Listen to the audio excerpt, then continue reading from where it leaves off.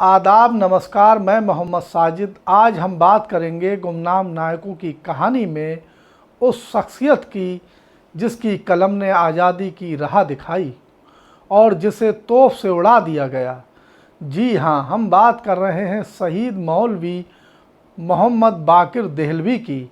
आइए जानते हैं उनकी कहानी जिसने जंग आज़ादी में क्रांति की चिंगारी को जलाया था। दोस्तों, भारत की आज़ादी की जंग में बहुत सारे नाम इतिहास में दर्ज हैं, लेकिन कुछ ऐसे नायकों का जिक्र बहुत कम मिलता है। उसी में ही शामिल है मौलवी मोहम्मद बाकिर अली देहलवी। दिल्ली में उर्दू अखबार निकालते थे, ब्रिटिश हुकूमत के खिलाफ जोशीले लेख लिखते थे और लोगों में हिम्मत भरने का काम करते थे। लेकिन अंग्रेज़ों ने उन्हें पकड़ लिया, बिना किसी मुकदमे के तोप से उड़ा दिया गया और यही उनकी शहादत बनी। जब पूरा मुल्क गुलामी की बेड़ियों में जकड़ा हुआ था, उस वक्त उर्दू अखबारों ने लोगों में जागरूकता फैलाने का काम किया था। यूपी की राजधानी लखनऊ से हमदर्द, दिल्ली से रियासत, पंजाब से वंदे मातरम, इनकलाब, लाहौर से मिलाप और पयाम, इन सब ने मिलकर लोगों में इत्तेहाद और आज़ादी का पैगाम फैलाया। मौलवी बाकिर की कलम भी उसी सिलसिले का एक हिस्सा थी। उन्होंने दिखाया कि लेखनी भी हथियार बन सकती है। 1857 की क्रांति के दौरान दिल्ली उबल रही थी, लोगों में गुस्सा था, अंग्रेज़ों के जुल्मों से लोग तंग आ चुके थे। ऐसे में मौलवी बाकिर ने दिल्ली उर्दू अखबार में क्रांतिकारियों का संदेश छापा। ब्रिटिश सेना की ज्यादतियों का सच देश के लोगों के सामने लाए।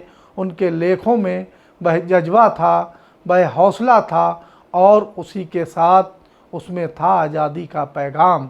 17 मई 1857 का अंक क्रांति से भरा हुआ था। अंग्रेज़ों ने इसे बगावत की चिंगारी समझा। मौलवी साहब को गिरफ्तार कर लिया गया।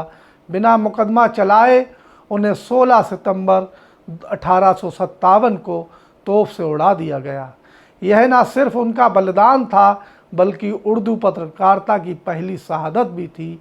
इतिहासकार मासूम मुरादाबादी बताते हैं कि भारत में पत्रकारिता के जरिए जान देने वाले पहले शहीद उर्दू भाषा से ही आए थे। इनकलाब जिंदाबाद का नारा भी इसी पत्रकारिता से पैदा हुआ, जो बाद में आज़ादी का प्रतीक बन गया। मौलवी मोहम्मद बाकिर जैसे शहीद का नाम इतिहास की किताबों में बहुत कम मिलता है। लोग उनके योगदान से अनजान हैं, जबकि उन्होंने हिंदू मुस्लिम एकता और सामाजिक सद्भाव का हमेशा पैगाम दिया था।